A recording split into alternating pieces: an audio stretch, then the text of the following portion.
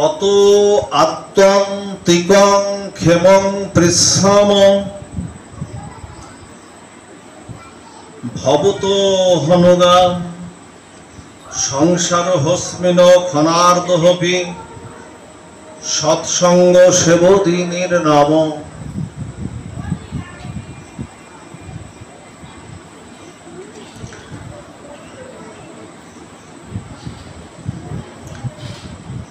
এই শ্লোকটি উচ্চারণ করেছিলেন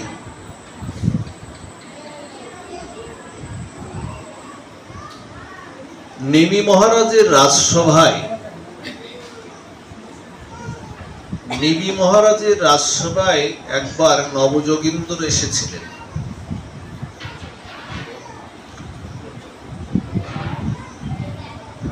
তার মধ্যে একজন ছিলেন, নাম হলো কবি যোগীন্দ্র।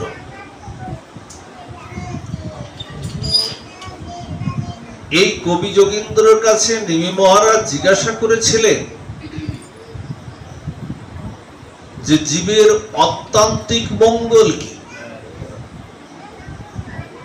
আমরা মঙ্গলের কথা শুনেছি, পরম মঙ্গলের কথাও শুনেছি, কিন্তু অত্যান্তিক মঙ্গলটা কি? সেই জীবের অত্যান্তিক মঙ্গল কি, সেই বিষয়ের পরেই আজকের আমাদের যৎকিঞ্চিৎ আস্বাদন।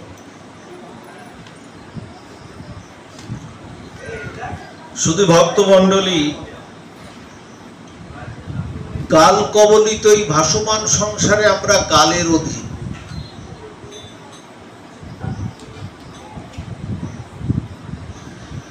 সূর্য একটা দিন চলে যাচ্ছে আমাদের জীবন থেকে, একটা দিন ফুরিয়ে যাচ্ছে। কাল কবলিত এই ভাসমান সংসারে আমরা প্রতিনিয়ত প্রতিদিন মৃত্যু নামক যে বস্তুটার দিকে আমরা কিন্তু এগিয়ে চলেছি সবাই। এখানে যারা আমরা বসে আছি, এই মৃত্যু নামক বস্তুটার দিকে আমরা সবাই এগিয়ে চলেছি। এখন বলছেন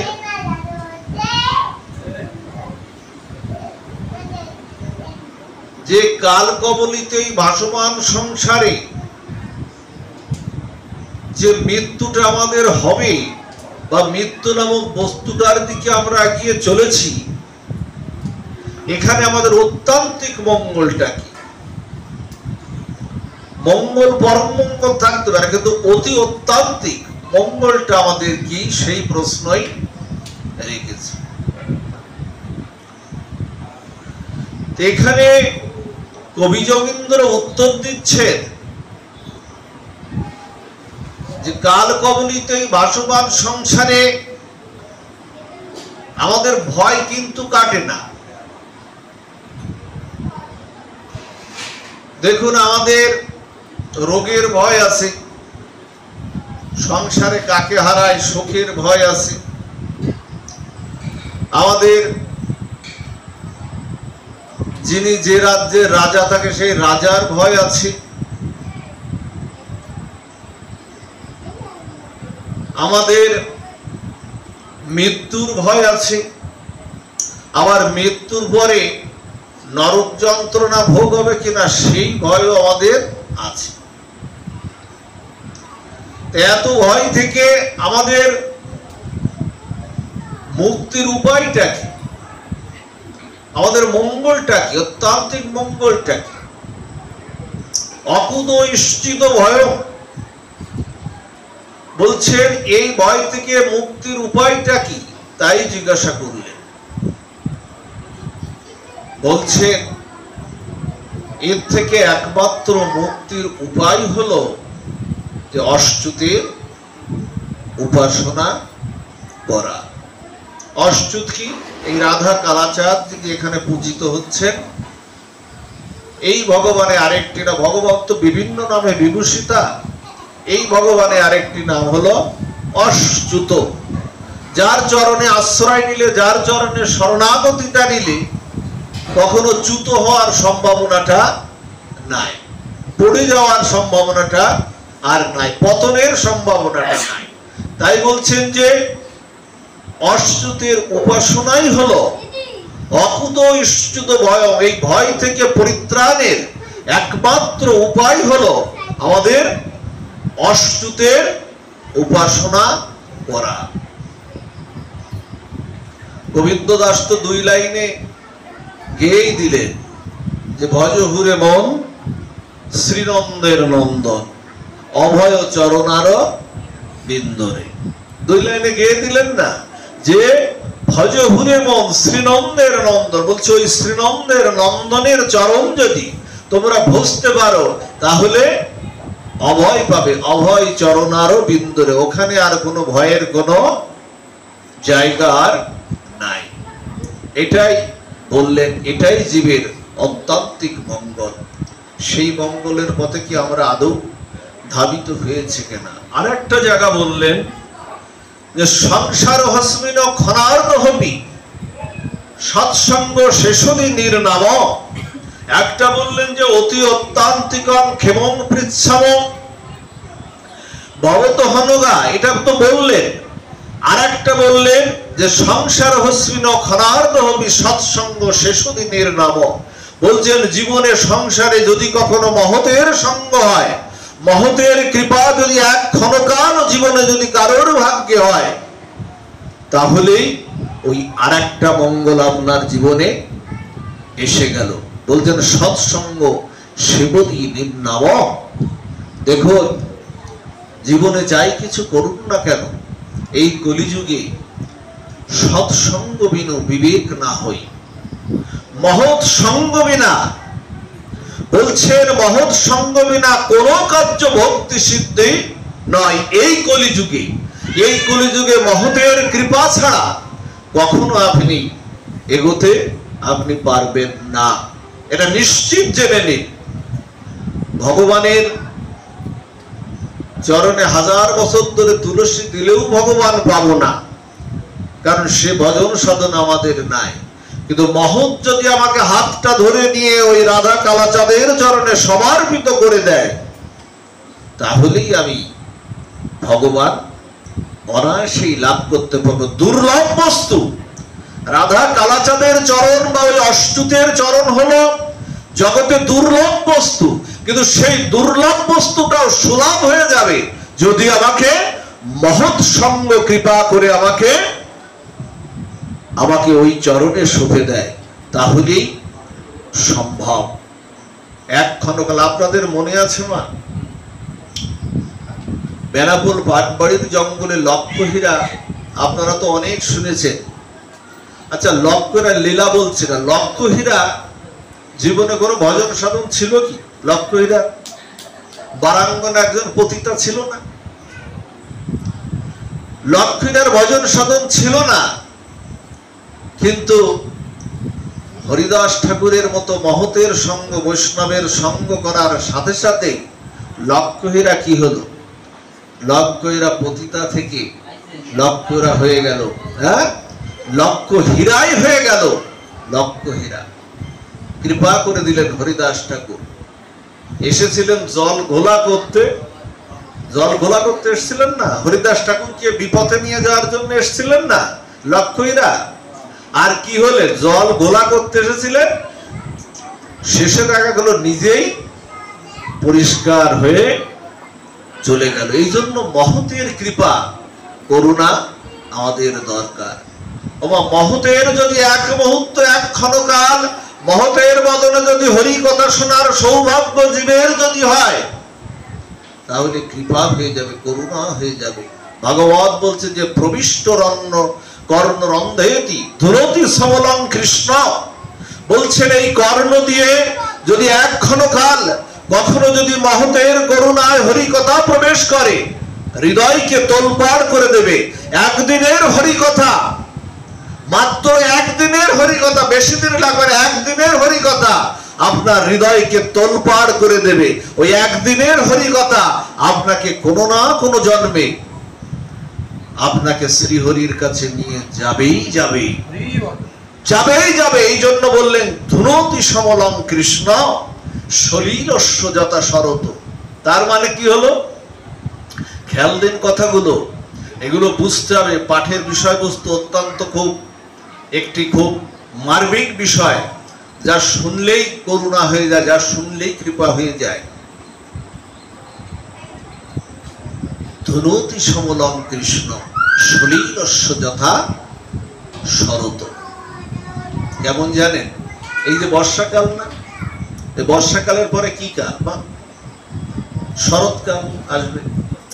এই বর্ষাকালে দেখবেন এই বর্ষার যে প্রবাহমান স্রোতধারায় যখন চারিদিক ডোবা নালাগুলো, খাল বিলগুলো, পুকুরগুলো যখন ভরে যায়, এই জলটা কি স্বচ্ছ থাকে? এই জলটা স্বচ্ছ থাকে না, এই জলটা ঘোলা হয়ে যায়। এই জলটা স্বাভাবিক কারণেই ঘোলা হয়ে যায়। আচ্ছা, এই বর্ষাকালের 1 মাস পরেই আবার হলো শরৎকাল। আচ্ছা, এই শরৎকালে কি হয়? শরৎকালে কি হয়? বর্ষার ওই যে জলটা, পুকুরের জল, নদীর জল, খাল বিলের জল দেখবেন নির্মল স্বচ্ছ হয়ে যায়। নির্মল স্বচ্ছ হয়ে যায় না, ঘোলা কি আর থাকে? তাহলে একটা ঋতুর যদি এই প্রভাব হয়, বর্ষার জলের ঘোলা জল থেকে একটা ঋতু শরৎকাল তার নির্মল জলটাকে স্বচ্ছ করে দিচ্ছে, ঋতুর যদি এই প্রভাব হয়, আর তেমনি মহৎ কৃপায় যদি একদিন জীবের হৃদয়ে যদি হরি কথা প্রবেশ করে, আপনার হৃদয়ে সমস্ত কামনা বাসনায় বর্ষার জলের মতো ওই মুক্ত করে দিয়ে আপনাকে কৃষ্ণ ভক্তি আনায়ন করতে সক্ষম করে দেবে, সমস্ত কিছু পরিষ্কার করে দেবে। এটাই হলো কৃষ্ণ কথার মাহাত্ম্য। এই জন্য আমাদেরকে শ্রবণ কীর্তন করতে হবে। মহতের করুণায় আমাদেরকে শ্রবণ, কারণ মহৎ কৃপা বিনা কোনো কার্য সিদ্ধি নয়। ওমা, খেয়াল দিন, আমরা যে উৎসবগুলো করি না, এই যে সামনে আসছে না জগন্নাথের উৎসব, এখানে নামযজ্ঞ উৎসব হয়, সম্ভবত শ্রাবণ মাসে এখানে ঝুলন যাত্রা উৎসব হবে। এগুলো কিন্তু উৎসব। এগুলো কি হলো? এগুলো ধর্মীয় একটা, এগুলো উৎসব, তাই তো? আমরা যেটা পালন করি বা এর মাধ্যমে যেটা আমরা আনন্দ লাভ করি, কিন্তু এই উৎসবের আদর্শটা কি আমরা জীবনে ধারণ করতে পেরেছি কখনো? এই যে উৎসবের যে আদর্শটা আমাদের জীবনে, সামাজিক ভাবে, পারিবারিক ভাবে, রাষ্ট্রীয় জীবনে, রাজনৈতিক জীবনে আমরা কি নিতে পেরেছি? আমার তো মনে হয় না। উৎসবের মধ্যে সীমাবদ্ধ থাকে, নেচে গিয়ে হইহুল্লোড় করে উৎসব শেষ, কিন্তু আদর্শ আমরা হৃদয়ে ধারণ করতে পারিনি। এটাই আমাদের সবচেয়ে বড় ব্যর্থতা। আমরা ধর্মীয় উৎসব করি কিন্তু ধর্ম করি না। ধর্মীয় উৎসব করি, এই জায়গাটা বুঝতে হবে একটু। ধর্মীয় উৎসব করি কিন্তু ধর্ম আমরা করি না। দেখুন, ধর্মের দুটো দিক আছে, খেয়াল দিন কথাটা। ধর্মের দুটো দিক, একটি হলো কি তথ্য, আর একটি হলো তত্ত্ব। তথ্যটা কি? তথ্যটা হলো আজকে এখানে ভাগবত পাঠ হবে, অমুক ভাগবত পাঠ করতে আসবে, অমুক অমুক অতিথিবৃন্দরা এখানে আসবে, এখানে নানান রকমের প্রসাদের ব্যবস্থা আছে বা বিভিন্ন আয়োজন এখানে হয়েছে। এটা হলো ধর্মের, এটা হলো তথ্য, অর্থাৎ ধর্মের বাইরের দিক, বহিরঙ্গা দিকটা হলো এটা তথ্য।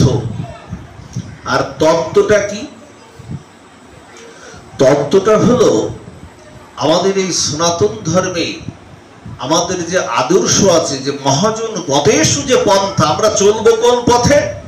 মহাজন যে পথে চলে গেছে, মহাজন গতেষু যেন পন্থা, আমরাও যেন সেই পথে, যে এই আমাদের সনাতন ধর্মের যে রীতি নীতি আদর্শগুলো সকাল থেকে সন্ধ্যা পর্যন্ত গোবিন্দ চরণে সমর্পণ করে যে কর্তব্য কর্মগুলি আমাদের আছে, এই কর্মগুলি হৃদয়ে ধারণ করার নামই হলো পারিবারিক জীবনে, রাজনৈতিক জীবনে, সমাজ জীবনে এটাকে হৃদয়ে প্রচার করা, বা পারিবারিক জীবনে এগুলো সামাজিক জীবনে প্রচার করা বা আদর্শটা ধারণ করা, আমাদের ছেলে মেয়েদের মধ্যে ধারণ করার নামই হলো তত্ত্ব। সেটা করি কিনা আমরা? আমরা সেটা করি কিনা এটাই আমাদের জায়গা। হই হুল্লোড় হচ্ছে কিন্তু প্রকৃত ধর্ম হচ্ছে না। ধর্ম মানে নামযোগ্য না, ওটা ধর্মীয় উৎসব। ধর্ম মানে জগন্নাথ দেবের রথযাত্রার উৎসব, ওটা ধর্ম না, ওটা ধর্মীয় উৎসব। কিন্তু ওটাকেই আমরা গুলিয়ে ফেলেছি, ওটাকেই আমরা ধর্ম বলে আমরা জেনেছি। এই জায়গাটা যদি আমাদের দেখুন, গীতায় ভগবান বলছেন যে ইয়াত করুসি যদুসনানাসি যজ্জু হুসি দাদাসি যত যত তপস্যসি কন্ত তৎ কুরুষ মধুরূপদাম। গোবিন্দ কি বলেছেন? তুমি যাহা কিছু করো, যাহা কিছু খাও, যাহা ভোজন করো, তপস্যা করো, হোম করো, যজ্ঞ করো, দান করো, ধ্যান করো, সকলেই আমাতে অর্পণ করো। আমার বলিতে কিছু নাই তো হরি, সকলেই তোমারই দান। কি দিয়ে বুঝিব ভগবান তোমাদের? কত ঋণ রয়েছে না আমাদের, কত ঋণ, চতুর্দিকে ঋণ। সূর্য দেবতা যদি আপনার সামনে উদিত হয়ে বলে এ পর্যন্ত যে বিলটা নিয়েছো আমার কাছ থেকে নিরবিচ্ছিন্ন লোডশেডিং বিহীন যে আলোটা নিয়েছো, বিলটা পরিশোধ করো।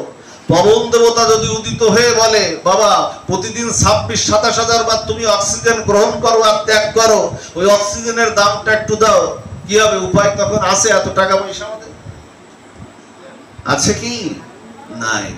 অথচ সূর্য দেবতার দিকে একটু যদি প্রণাম করে সকালবেলা স্নান করেই দুবাহু তুলে দুটি হাত জোড় করে যদি ওম জবা কুসুম সংকর্ষম কাশ্যবিয়াং মহাদতি দমন্তরিং সর্বপাপগ্নম প্রণত হস্মি দিবাকরম, যদি এত বড় করে না বলতে পারে, মন্ত্র যদি মুখস্থ না থাকে, নাও তো থাকতে পারে, তখন ওম সূর্যায়, ছোট করে বলবেন ওম সূর্যায় নমঃ নমঃ, ঋণ শোধ হয়ে গেল। এটাই ধর্ম। বসুমতার ঋণে যেখানে বসে আছি সমস্ত জায়গায় ঋণ রয়েছে, প্রত্যেকটা জায়গায় আমাদের ঋণ রয়েছে। এই ঋণ যদি আমরা পরিশোধ না করতে পারি তাহলে প্রকৃত ধর্ম আমাদের হলো না। ধর্মীয় উৎসব হচ্ছে কিন্তু প্রকৃত ধর্ম আমাদের হচ্ছে না। প্রকৃত ধর্মটা কি? এই আচার আচরণগুলো। ওমা বাইরে হই হুল্লোড় করে কি পাওয়া যাবে ভগবানকে? মুক্তা কোথায় পাওয়া যায়? মুক্তাগুলো কোথায় পাওয়া যায়? সমুদ্রের উপরিভাগে ডুব দিলে কি মুক্তা পাওয়া যাবে? যাবে না তো। সমুদ্রের তলদেশে প্রবেশ করে ডুব দিলেই ওই সেই দুর্লভ মুক্তা আপনি পেতে পারেন। আমরা তো উপর ভাগেই ডুব দিয়ে বেড়াচ্ছি, কিন্তু তলদেশে আমরা ডুব দিচ্ছি না। এই জন্য প্রকৃত ধর্মের ব্যাখ্যাটা আমাদের আজও আমাদের হৃদয়ে আমরা ধারণ করতে পারিনি। আমি তো নিজেই পারিনি, আপনারা হয়তো এখানে পেরেছেন অনেকেই। এই জন্য ধর্মকে জানতে, ধর্ম কাকে বলে? ত্রিধাতু থেকে মন প্রত্যয় যোগে যা ধারণ করা হয় তার নাম হলো ধর্ম।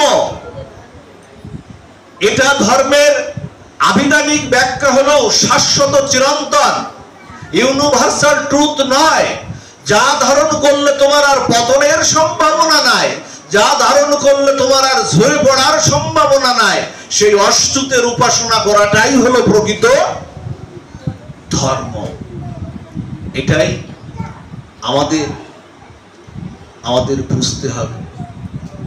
জানেন আমরা উপাসনা কার করব? বাবা বলছে অনেক উপাসনা আমাদের আছে না, দেব দেবী কত উপাসনা আছে না। এটা কি জানেন? শাস্ত্র বলছেন এই কলিযুগে এটা ধর্মের যুগ না, এই যুগটা হলো পরম ধর্মের যুগ। এটা ধর্ম করে আমরা সেই পাদপদ্মে, অচ্যুতের পাদপদ্মে যেতে পারবো না। একমাত্র পরম ধর্ম পালন করেই আমরা অচ্যুতের উপাসনাটা করতে পারবো। দেখুন এখানে নির্ধারণ হয়েছে, আমার কথা না, এটা ভাগবতের কথা। আপনারা জানেন ভৃগুমুনি ছিলেন। একবার মুনিবররা সবাই বসেছেন,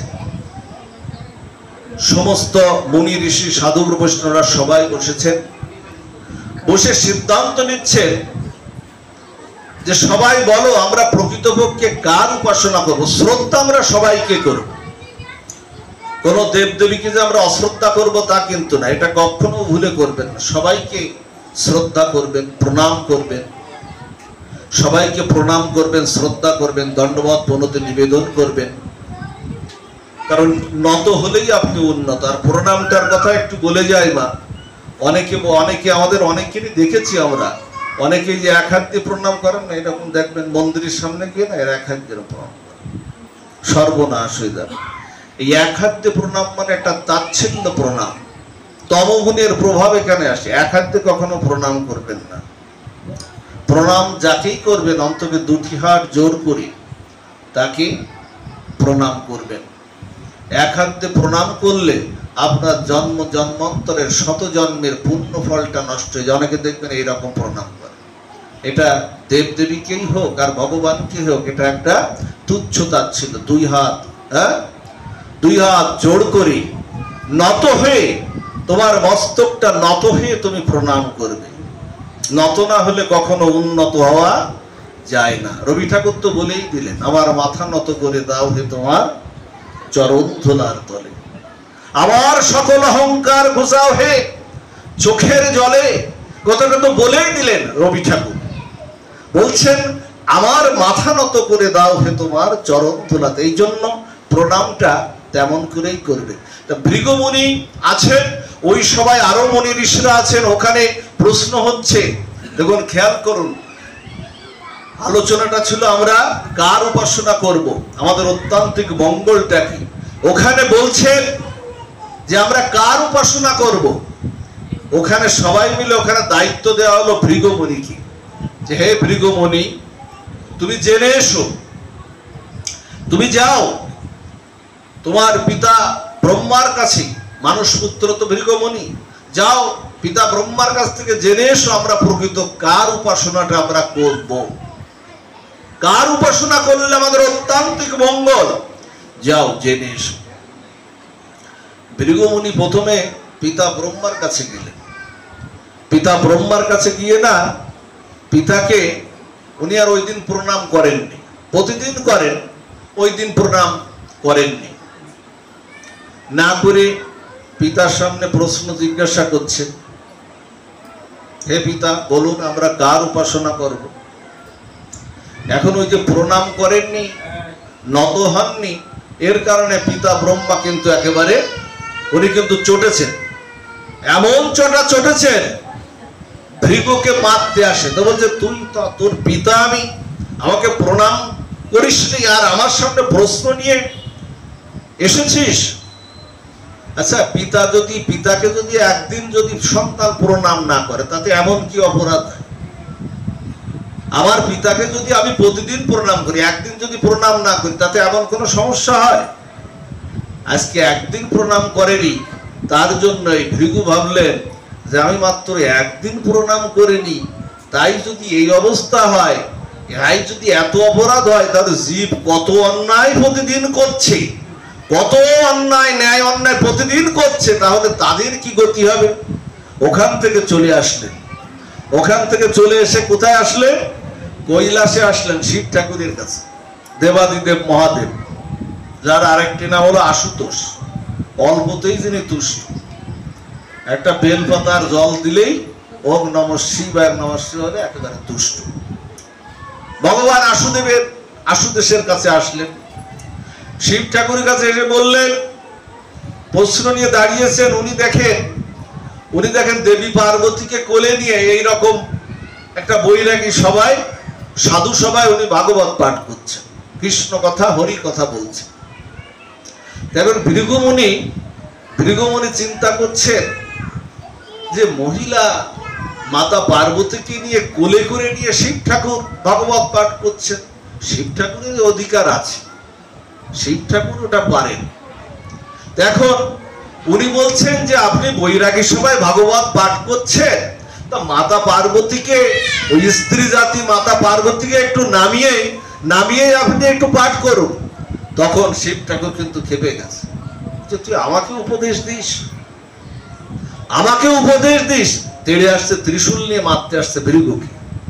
ভৃগু চিন্তা করছে, ওর বাবা প্রশ্নপত্র তো এখানে আরো কড়া, ওদিকে পিতা ব্রহ্মার কাছে যে কড়া ছিল তার থেকে তো আরো প্রশ্নপত্র কড়া। ভৃগুও রেগে যাচ্ছে, একেবারে রেগে যাচ্ছে। এরপরে কোথায় গেল? এরপরে বৈকুণ্ঠে একেবারে বৈকুণ্ঠপতির কাছে চলে গেল।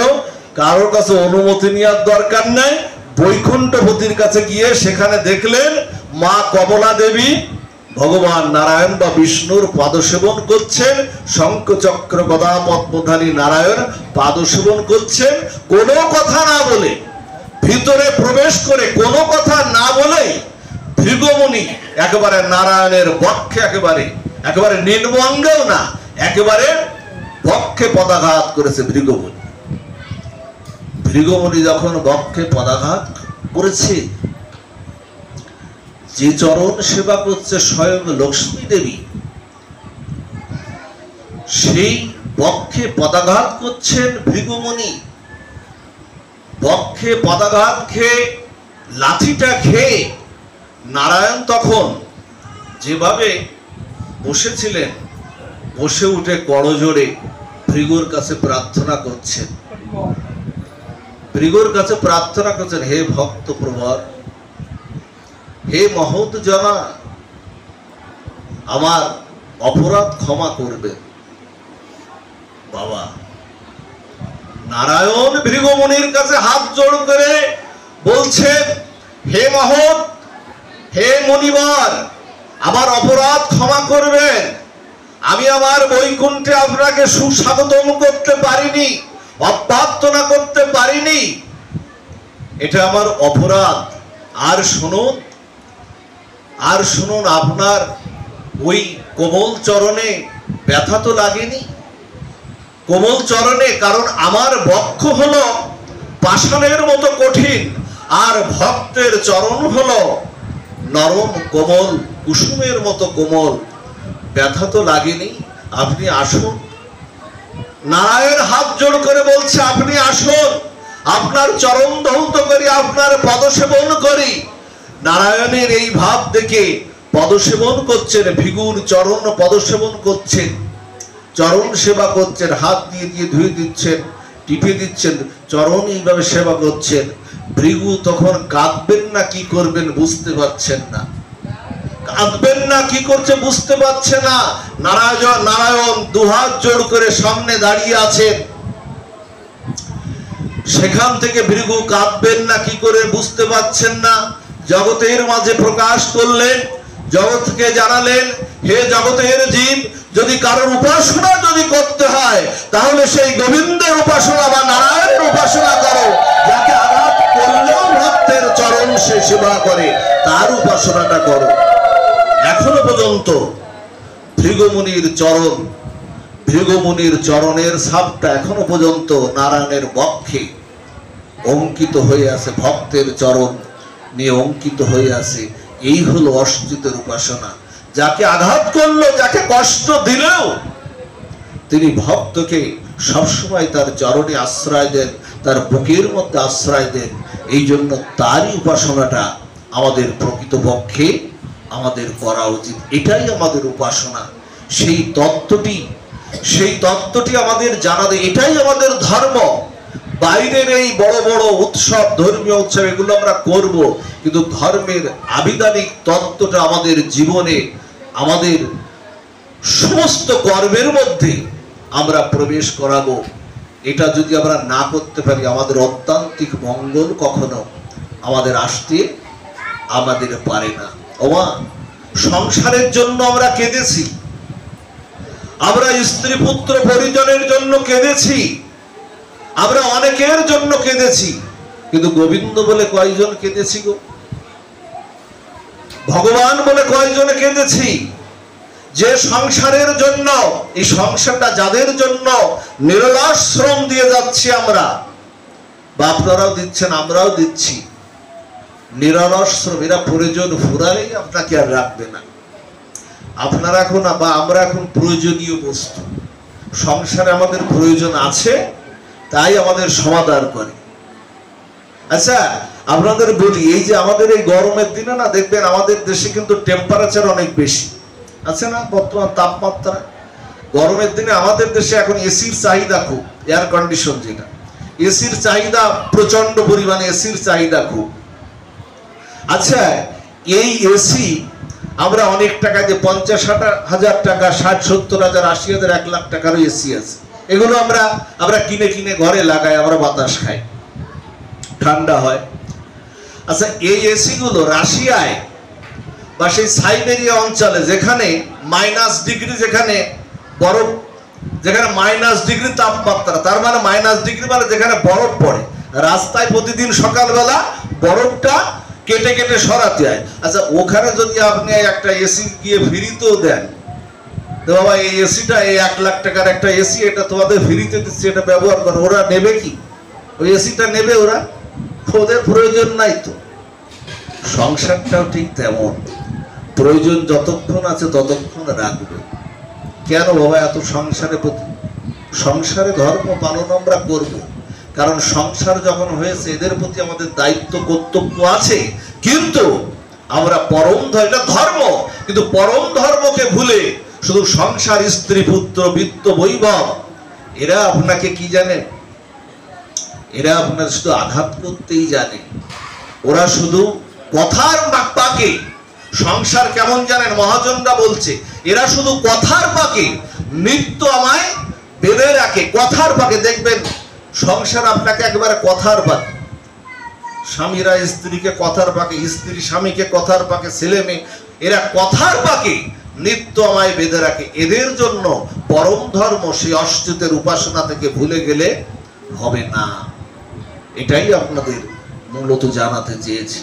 শুনুন, সংসারের গতিটা শুনুন, সংসারের গতিটা শুনুন। আমাদের একজন রাজা ছিলেন, সেই রাজার নাম হলো গোত্রহরি রাজা। শুনুন, ভাগবতের একটি অপূর্ব দৃষ্টান্ত শুনুন।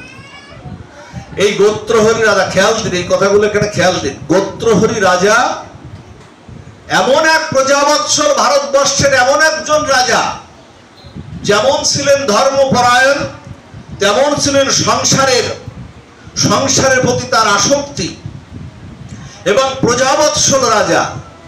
এই গোত্রহরি রাজা একদিন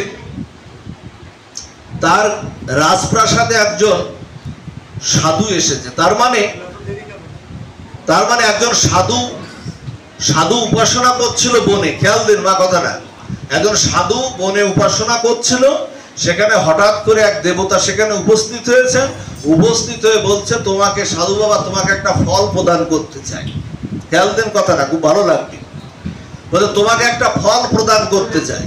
এখন সাধু বাবা বলছে, এই ফল দিয়ে কি হবে? তো বলছে, এই ফল দিয়ে তুমি অযুত বৎসর তুমি বাঁচতে পারবে, তুমি আয়ু পাবে।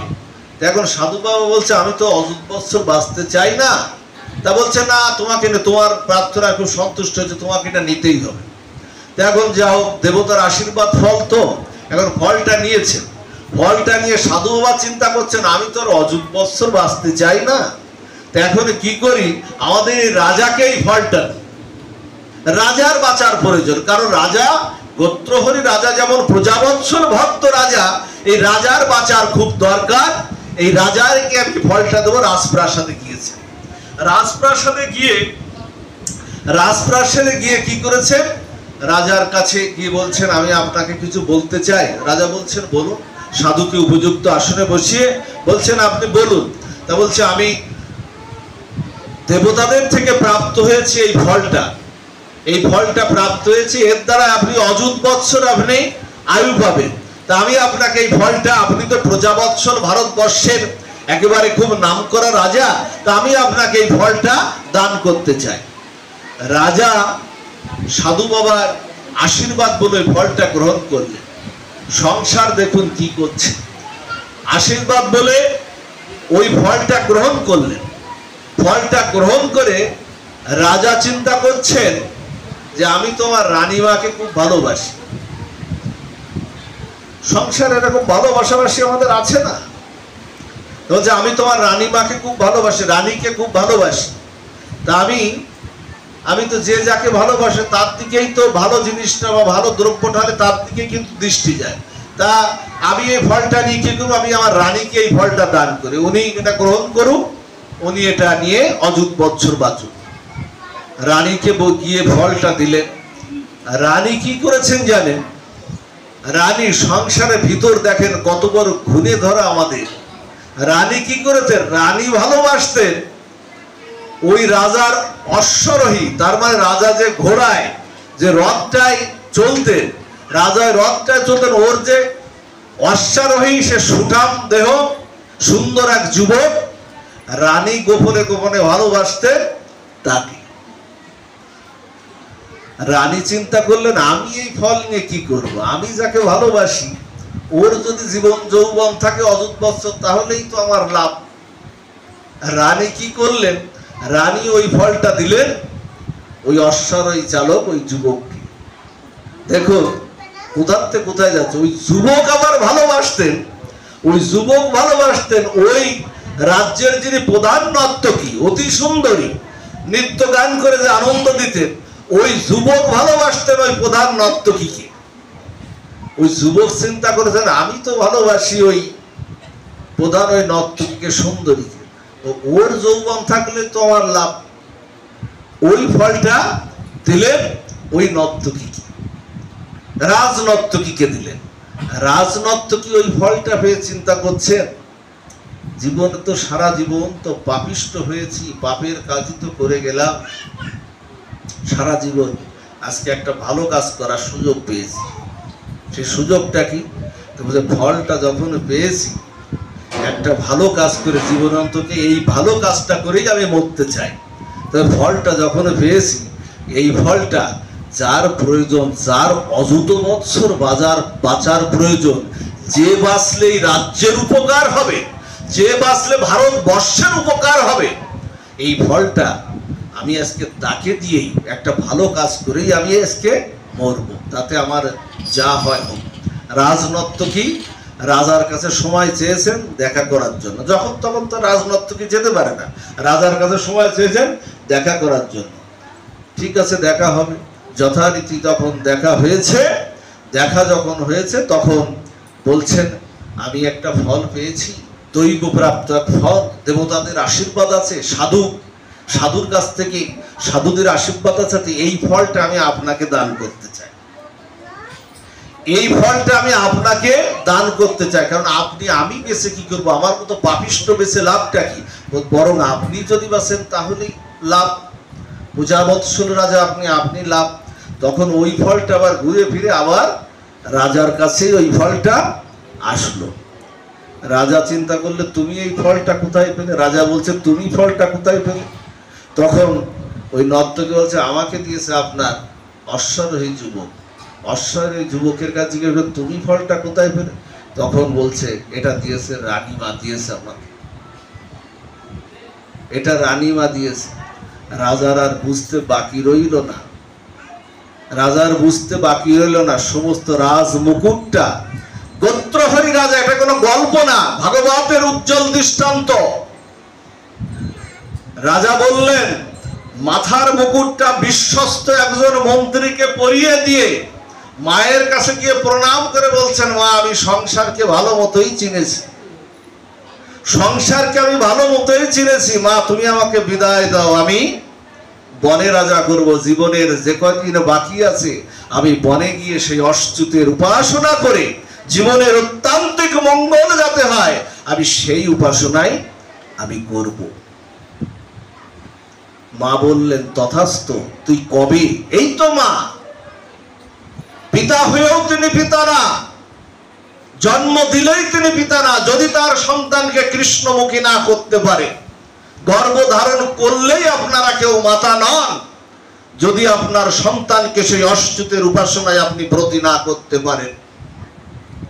গুরু হয়েও তিনি গুরু না, যদি তার শিষ্যকে যদি ভগবৎ পাদ পদ্মে যদি সমর্পিত না করতে পারে, স্বজন হয়েও তিনি স্বজন না, যদি তার স্বজনকে তার আত্মীয় পুত্র পরিজনকে যদি কৃষ্ণ পাদ পদ্মে ওই রাধা কালাচাঁদের পাদ পদ্মে সমর্পিত না করতে পারেন। এই তো মা। মা বললেন যা তোকে আমি অনুমতি দিলাম, যা তুই চলে যা, যা তুই চলে যা। কারণ এ সন্তান একটু অসুস্থ হলে, জ্বর হলে বা অসুস্থ হলে মা চিন্তা করে সন্তান কখন সুস্থ হয়ে কখন আমাকে মা মা বলে ডাকবে, কিন্তু সন্তানের যে আজন্ম মৃত্যু ব্যাধি হয়ে আছে সেই মৃত্যু ব্যাধি থেকে রক্ষা করবে কে? এই জন্য তো রাম আর রাবণের যখন যুদ্ধ হয়েছিল তখন বিভীষণ কার পক্ষ নিয়েছিল? মা বিভীষণ কার পক্ষ নিয়েছিল? রাবণের ভাই রামের পক্ষ নিয়েছিল। রামের পক্ষ নিয়েছিল বিভীষণ।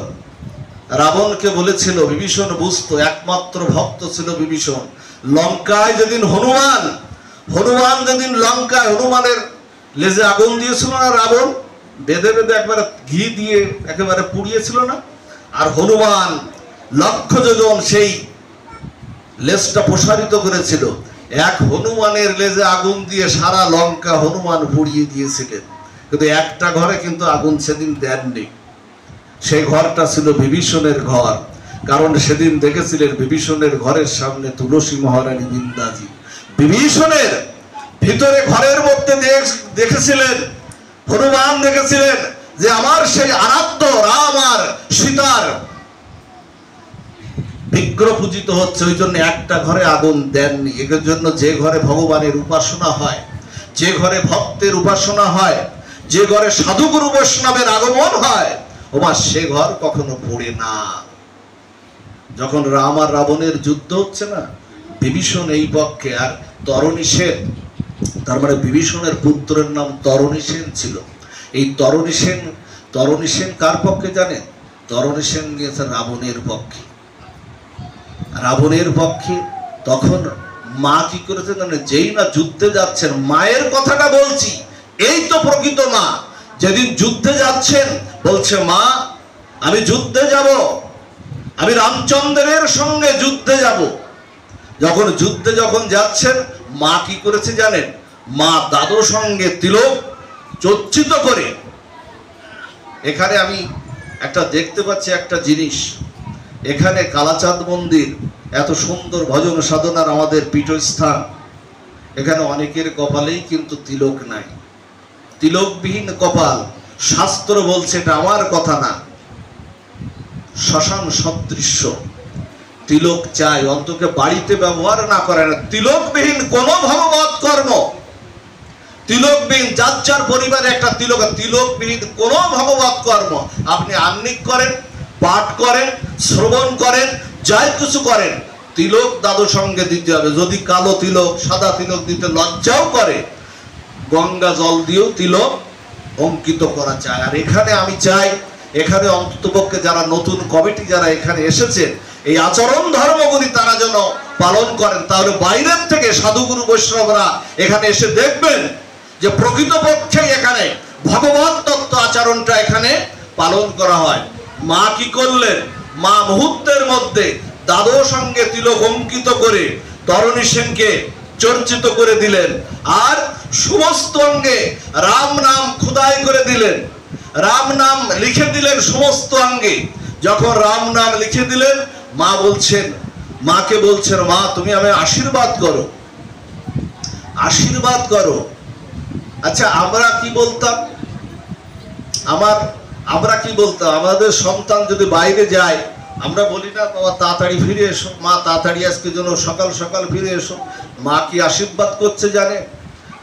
মা তরণীকে আশীর্বাদ করছেন, তরণী তোকে এই করি আমি আশিস, প্রভু রামচন্দ্রের ওই যুদ্ধ থেকে তুই যেন আমার কোলে আর ফিরে না আসিস। করতে পারে মা এমন আশীর্বাদ করতে পারে? আছে জগতের আরেকজন ছিল, আরেকজন হলো, সে হলো কুন্তী দেবী। কৃষ্ণ যখন চলে যাচ্ছে না, যুধিষ্ঠিরকে রাজা করে যখন কৃষ্ণচন্দ্র ভগবান যখন দ্বারকার উদ্দেশ্যে চলে যাচ্ছে, তখন পিসিমা কাঁদছেন। কুন্তী দেবী মানে জাগতিক জগতে কৃষ্ণের পিসিমা। বলছে কাঁদছেন, বলছে পিসিমা তুমি কাঁদছো? পিসিমা তোমার যুধিষ্ঠির আজকে রাজা হয়েছে, তোমার পঞ্চপাণ্ডব আজকে রাজা হয়েছে, কুরুক্ষেত্রের যুদ্ধে আজকে তারা বিজয়ী হয়েছে, রাজা হয়েছে, আর তুমি আজকে আনন্দের দিনে তুমি কাঁদছো? বলছে আজ তোমার কাঁদার সময়। বলছে তোমাকে একটা বর চেয়ে নিতে বলেছে, তুমি একটা বর চাও, আমি তো চলে যাচ্ছি, তোমাকে একটা বর চাও। বলছে বর যদি দিতে হয় তুমি এই বরই দাও। সন্তানের অমঙ্গল কামনা করছে কৃষ্ণের জন্য, বলছে বর যদি দিতে হয় তুমি এই বরই দাও। আমার যুধিষ্ঠিরকে রাজা করেছে, তো রাজার থেকে সিংহাসন থেকে নামিয়ে ওকে আবার পথের ভিখারি করে দাও, আবার যেন ওরা ভিক্ষা করে খায়, আবার যেন ওরা 12 বৎসর বনবাসে, আবার ওদেরকে যতুগৃহে পুড়িয়ে মারার মতো ষড়যন্ত্র যেন করা হয়, আবার ওরা ভিক্ষা করে খায়। কারণ যে সময়ে গান্ধারী ওর শতপুত্রকে পাঠিয়েছিল দুর্যোধনের সাথে, ওরা একজনও ফিরেনি, কিন্তু আমি আমার পঞ্চপুত্রকে পাঠিয়েছিলাম তোমার সাথে, ওরা অক্ষত হয়ে ফিরে এসেছে। আমি জানি যে আনন্দের দিনে কৃষ্ণ হারা হয়ে যায়, ওই আনন্দ আমি চাই না। যে দুঃখে তোমাকে পাওয়া যায় সেই দুঃখই আমি চাই। মেনে নিলেন না সন্তানের জন্য? আমরা করি কি জানি? তোমারও সেবায় দুঃখ হয় যত, সেই তোমার পরম সুখ। কৃষ্ণ ভজনা করলে দুঃখ আসবে, দুঃখ আপনার মালা হয়ে ফিরে আসবে, কৃষ্ণের গলের মালা হয়ে আপনার ফিরে আসবে। রাম আর রাবণের যখন যুদ্ধটা লাগলো, চতুর্দিকে তীর ছোড়া হচ্ছে, বাণ ছোড়া হচ্ছে, বাণ যখন ছোড়া হচ্ছে তখন কি করলো জানেন? বিভীষণের একটা বাণ তরণীর, নিজের পুত্র বিভীষণের একটা বাণ তরণীর মস্তকটা ছিন্ন করে, ওই মস্তকটা কাটা মুন্ডটা রামচন্দ্রের চরণে এসে পড়লো। আর যে বাণটি বেড়েছিল ভক্তকে আঘাত করে, ওই বাণটি মালা হয়ে প্রভু রামচন্দ্রের গলায় এসে ঝরে পড়লো। রামচন্দ্র ভগবান বলছেন, লঙ্কাপুরীতে এমন কোন ভক্ত লঙ্কাপুরীতে যাকে বাণ মারলে মালা হয়ে গলায় এসে ঝরে পড়ে, এমন কোন ভক্ত লঙ্কাপুরীতে? আর রামচন্দ্রের চরণে এসে তরণীর কাটা মুন্ডটা হারাম হারাম বলছে। তরণী সেন বলছে কে এমন ভক্ত যাকে বাণ মারলে মালা হয়ে গলায় এসে ঝরে পড়ে? কে এমন ভক্ত? তরণী সেনের পিতা বিভীষণ বলছে, আমি চিনি না। নিজের পুত্রকে বলছে, আমি চিনি না। অন্তর্যামী ভগবান রামচন্দ্র বলছেন, নিজের পুত্র তাকে বলছে চিনি না। আগে কেন বলনি তরণী তোমার পুত্র? কেন বলনি বিভীষণ? কেন বলনি? বলছেন আমি তরণী। আর এখন তুমি কাঁদছো? বলছে আমি তরণীর জন্য কাঁদছি না, আমি তরণীর জন্য কাঁদছি না, আমি এই বলে কাঁদছি, হ্যারে তরণী তুই আমার আমার আগেই প্রভুর চরণে চলে গেলি, তুই আমায় আশীর্বাদ করে যা, তুই আমায় কৃপা করে যা। আমারও যেদিন অন্তকাল আসবে, আমিও যেন হারাম হারাম বলতে বলতে যেন প্রভুর চরণে যেতে পারি, আমায় একটু কৃপা করে যা, একটু আশীর্বাদ করে যা। তরণীকে বলছে জানে, বিভীষণকে বলছে তোমার সন্তানের জন্য একটা বর চেয়ে নাও। আচ্ছা আমরা হলে কি করতাম? আমরা হলে বলতাম আমার সন্তানকে ফিরিয়ে দাও, বাড়ি গাড়ি যা নিয়েছো সব ফিরিয়ে দাও। কি চাইলো জানে? যথার্থ চাইলো, পিতা হয়ে যথার্থ চাইলো। বললো কি জানে? প্রভু বর যদি দিতে হয় তুমি এই বরই দাও, এই বরই দাও। যদি তুমি বর দাও তাহলে আমার তরণীর জন্য এই বরই দাও। আসছে দাপর লীলায়, ত্রেতা লীলা সাঙ্গ করে তুমি দাপর লীলায় শ্রীরাম বৃন্দাবনে যখন লীলা করতে আসবে, আমার তরণীকে তোমার নিত্য লীলায় একটু সহচর করে নিও, একটু সখা করে নিও। তথাস্তু তাই হবে। ওই তরণী হয়ে আসলো দাপর লীলায় সুবল সখা হয়ে আসলো, সুবল সখা হয়ে আসলো। ওই সুবল সখা এই কলিযুগের এই লীলায়, পতিত পাবন উদ্ধারণ লীলায়, চৈতন্য মহাপ্রভুর এই পতিত উদ্ধারণ লীলায় ওই সুবল সখা হয়ে আসলো গৌরীদাস পণ্ডিত হয়ে। কোথায় চলে গেল? এই জন্য সেই উপাসনাটা, অচ্যুতের উপাসনাটা আমাদের করতেই হবে, এছাড়ার উপায় নাই।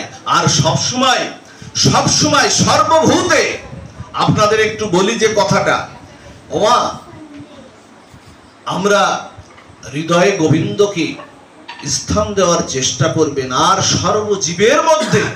সর্বজীবের মধ্যে ঈশ্বর দর্শনটা অবশ্যই করবেন। গীতায় বলেছেন, দেখুন বেদে বলেছেন কি, সর্বখলিদান ব্রহ্ম।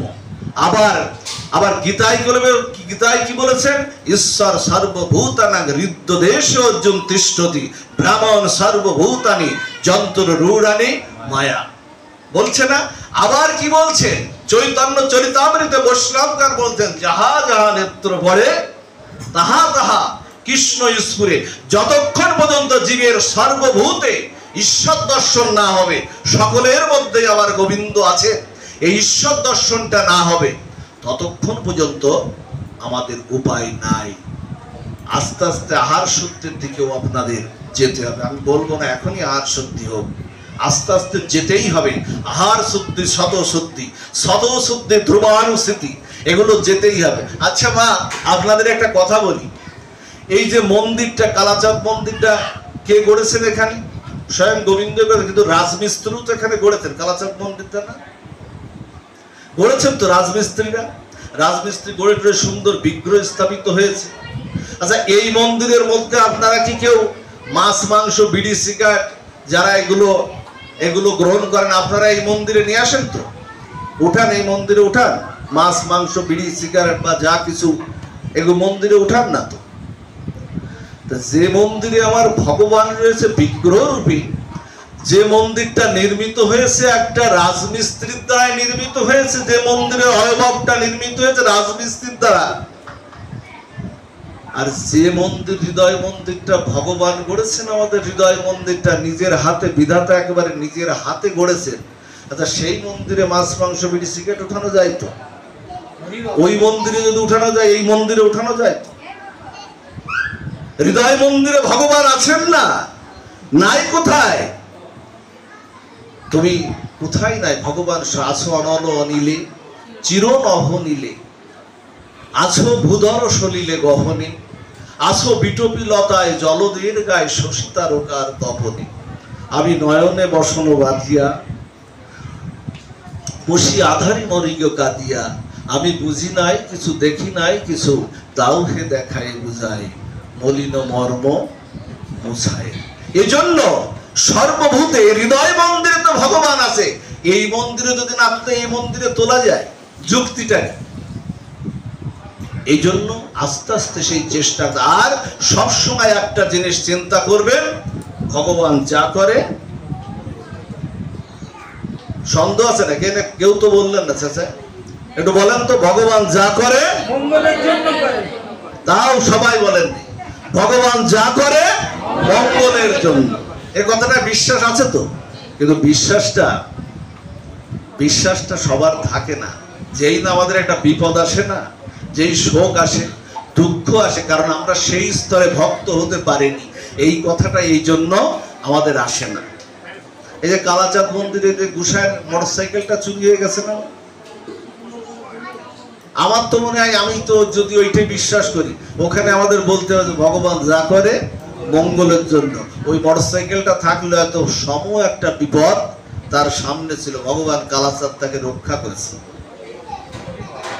আপাত দৃষ্টিতে দেখা যাচ্ছে 2 লাখ টাকার ক্ষতি হয়েছে, কিন্তু আমার মনে হয়, আমি যদি ওই কথার পরে বিশ্বাস করি, তাহলে রাধা কালাচাঁদ ওই সামান্য একটা জায়গা থেকে তাকে হয়তো প্রাণের থেকে রক্ষা করেছে। প্রাণ এমন হতে পারে না?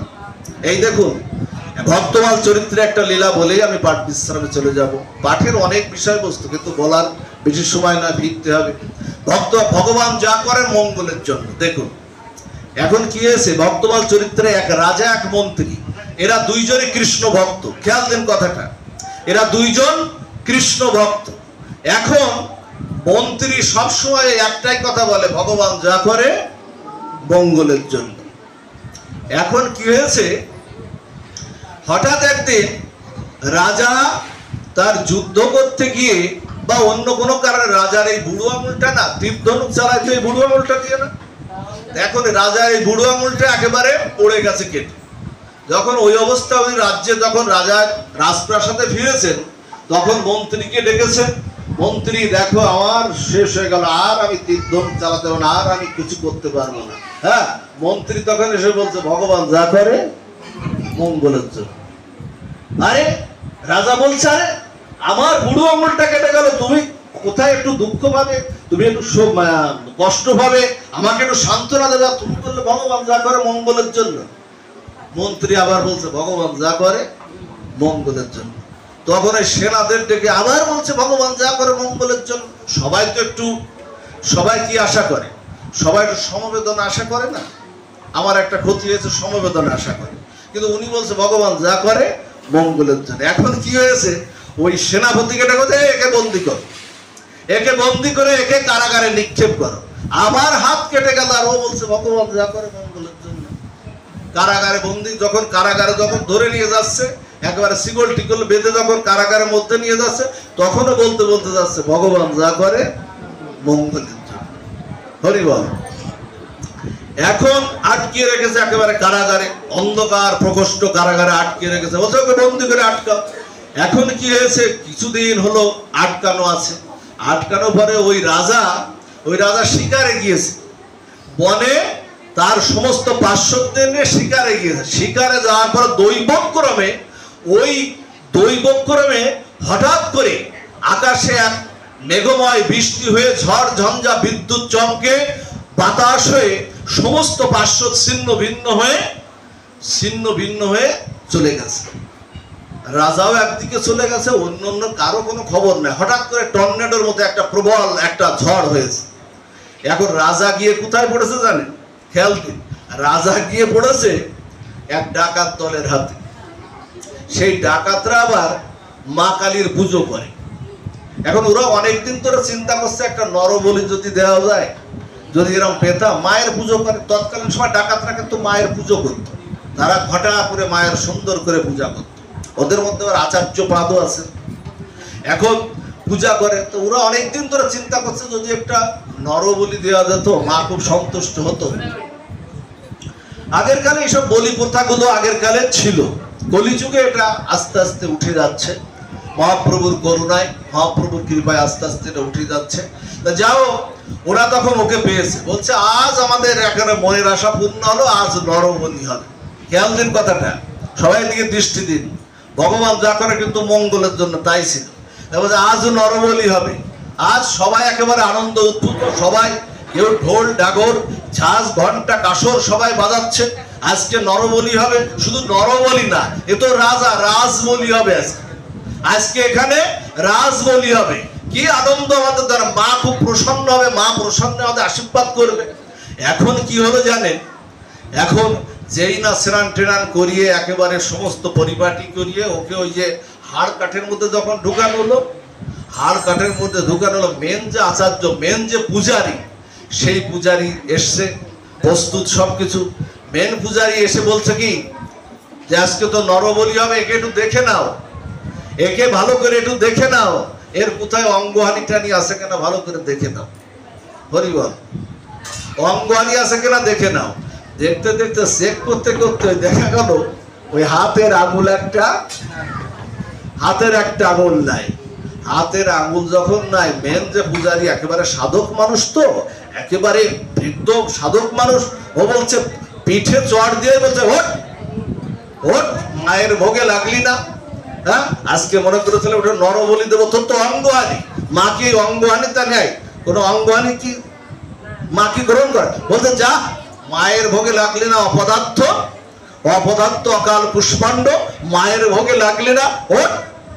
এই করে ওকে কিন্তু ওখান থেকে বের করে ছেড়ে দিয়েছে।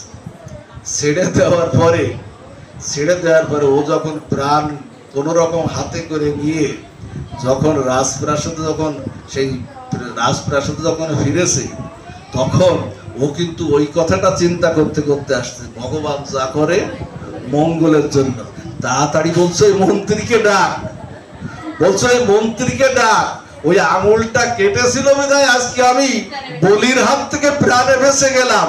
বলছে ওই মন্ত্রীকে শিগগিরই ডাক, ওকে তাড়াতাড়ি ওর থেকে ওকে মুক্ত করে নিয়ে আয়, ভগবান যা করে মঙ্গলে। মন্ত্রীকে বলছে, মন্ত্রী কৃষ্ণ ভক্ত মন্ত্রী তো বলছেন, মন্ত্রী তুমি আমার অপরাধ নিও না, আসলেই ভগবান যা করে জগৎ সংসারে মঙ্গলের জন্য। আপাতত মনে হয় আমাদের কোনো ক্ষতি হয়ে গেল, কিন্তু আসলে এই কথাটা ধ্রুব সত্য, একেবারে 100 ভাগ চিরন্তন সত্য। ভগবান যা করে মঙ্গলের জন্য। তোমার ওই কথায় ওই হাতটা কেটেছিল বিদায় আজকে আমি বেঁচে গেলাম। এই জন্য আপনারা সেই জায়গাটায় খেয়াল রাখবেন, এই কথাগুলোর পরে অত্যন্ত বিশ্বাস রাখবেন। শোক দুঃখ যন্ত্রণা যা আসে আসুক, কোনো ব্যাপার নাই, সেখানে এইটাই জীবনের অত্যান্তিক